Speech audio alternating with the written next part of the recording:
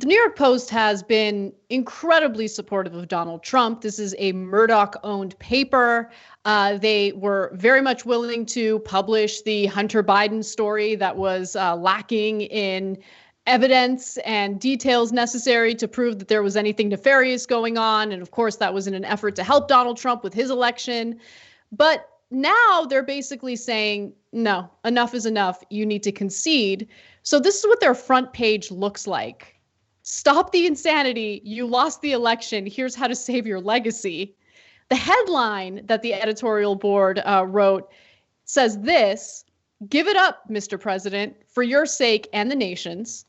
And then throughout this op-ed, the editorial board has one harsh paragraph after the next, basically telling Donald Trump, not only is it over, you need to stop. This is embarrassing. So I'm going to read a few excerpts, but Look, I enjoyed reading this. I thought it was hilarious and also true.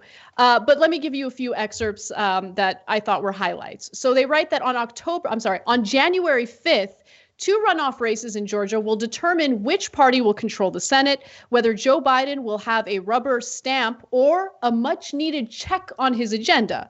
Unfortunately, you're obsessed with the next day, January 6th, when Congress will, in pro forma action, certify the Electoral College vote. You have tweeted that as long as Republicans have courage, they can overturn the results and give you 4 more years in office. In other words, you're cheering for an undemocratic coup.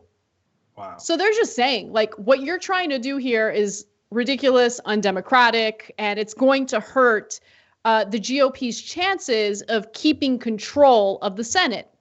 And then it gets really good. They write, your campaign, and of course they're writing this as if it's a letter to Donald Trump. Your campaign paid $3 million for a recount in 2 Wisconsin counties, and you lost by 87 more votes. Georgia did 2 recounts of the state, each time affirming Biden's win. These ballots were counted by hand, which alone debunks the claims of a Venezuelan vote manipulating Kraken conspiracy. And then this is my personal favorite part. Sidney Powell is a crazy person. Michael Flynn suggesting martial law is tantamount to treason. It is shameful. Oh, it's so good. It's so good. Look, guys, it just doesn't get any harsher. They explain in the editorial, we backed you for 4 straight years. We endorsed you twice. We're on your side, but you're embarrassing yourself, and you're embarrassing the rest of us by being a clown. And being in favor of a coup, an undemocratic coup. They said it. They talked about treason, and that idea that Michael Flynn had of using martial law, the military, to end our democracy. Trump very much entertained it. In a Friday meeting,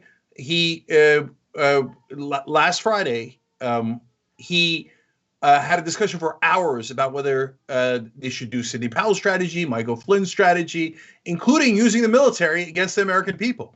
So he was the one entertaining the idea of treason. Trump was. And now even the most conservative outlet is saying, yes, that's what you were doing. You're considering treason, you idiot, you fool. And I'm not exaggerating. What Anna already read to you is unbelievably harsh. I'm going to read you a couple more. The very beginning of it was, Mr. President, it's time to end this dark charade or charade, depending on how elitist you pronounce that word. Okay. It's saying, look, this is all fake. You're fake, and it's dark what you're doing. Near the end, they say Democrats will try to write you off as a one-term aberration, and frankly, you're helping them do it. The King Lear of Mar-a-Lago ranting about corruption of the world. Wow, they just called him King Lear. Holy cow! That means if look, for MAGA guys, you got to explain. That means you're crazy. We're calling you a total nut job. And that was fairly clear. And the giant headline says, stop this insanity. So people like Geraldo, Rupert Murdoch, his best friends are now saying the president has lost his mind. Now, the reality is he never had a mind to lose. But now that they're done taking advantage of him, they're saying, now you've carried it too far. Yeah, I mean, and it's interesting because on one hand, I mean, you can see how Trump has seized the moment for more fundraising, more efforts to essentially leech off his own supporters and take more money in the form of donations to continue fighting these legal battles. It's been clear to anyone who's been paying close attention that there are no legal battles to win. The Supreme Court has rejected even hearing these cases because of the lack of evidence proving widespread voter fraud. We're talking about dozens of court battles that have failed. And so sometimes I think like, oh, he knows he lost. He's just doing this to raise money. And then eventually the jig's up and he'll move on. But then, you see the kinds of actions that are being taken by Republican lawmakers who are being encouraged by Trump. People like Mo Brooks, who's planning to, not planning, Mo Brooks, Louis Gohmert, and 10 other Republican lawmakers have filed a federal lawsuit against Mike Pence to force him to choose his own sham electors, which is nonsense, absolute nonsense. So part of me thinks, no, Trump really thinks that if he just keeps fighting with the help of these loser GOP lawmakers, maybe he can actually overturn the results of this election. And then other times I think, no, this is just a grift and nothing more. But either way, it's become incredibly embarrassing for the Republican Party. And it's gotten to the point where even the New York Post has to put out this type of editorial with incredibly harsh language to get Trump to drop it, because it is embarrassing. Yeah. So I'm going to tell you why they're doing it. It's because of the taxes. And they explain in the editorial too. This will endanger your entire legacy, Mr. Trump, including the southern border wall, which doesn't exist, and on. Things they maybe care a bit about. And they're like, and then we won't even be able to declare war on Iran. What are you doing? But then they get to the main deal, which is taxes. It'll mean that our taxes will go. If the Democrats control the Senate, if they lose those 2 Georgia seats, then Rupert Murdoch's taxes might go up by tens of millions, maybe even hundreds of millions of dollars, he thinks. So he's like, what are you doing? Panic. No. Turn around before January 5th. We got to win those Georgia seats. And so of course they use the schmuck Donald Trump for their own purposes. Murdoch has always known that he's an idiot. Look, Geraldo Rivera and the others are different. Geraldo, I think, genuinely likes Trump. I think he's genuinely surprised that Trump is much crazier and dumber than he realized. And that's on Geraldo for not realizing it all this time. But Murdoch always knew. There was stories that leaked out about how Murdoch was frustrated with Trump because he's a man-child, and you can't talk to him, you can't reason with him. And so now he's saying, look, you baboon, your last act will be to endanger all of our taxes. And that's the one thing that rich Republicans will not tolerate under any circumstance. So get your act straight. In fact, and then lastly, they add, if you insist on spending your final days in office threatening to burn it all down, that will be how you will be remembered, not as a revolutionary, but as the anarchist holding the match.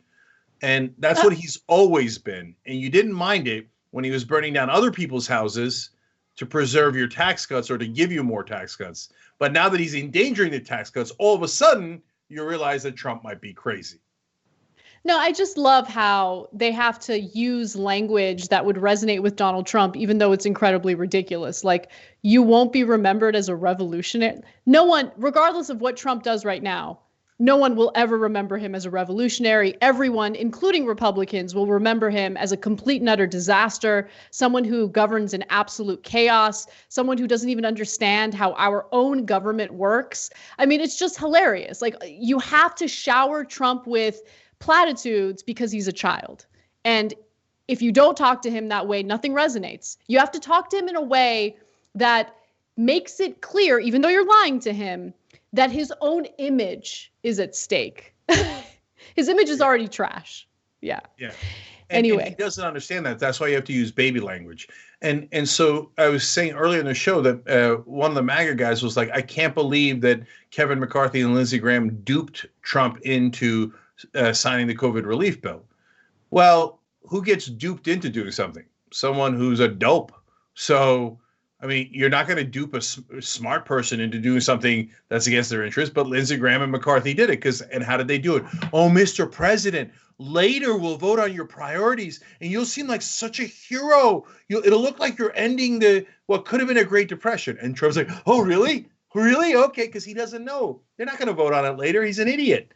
And so this is how they manipulate the man-child into doing what they want by trying to placate his ego. It's so sad that this small imbecile of a man was our president for 4 years, and he duped 74 million people into thinking, that's my brave, strong, smart leader.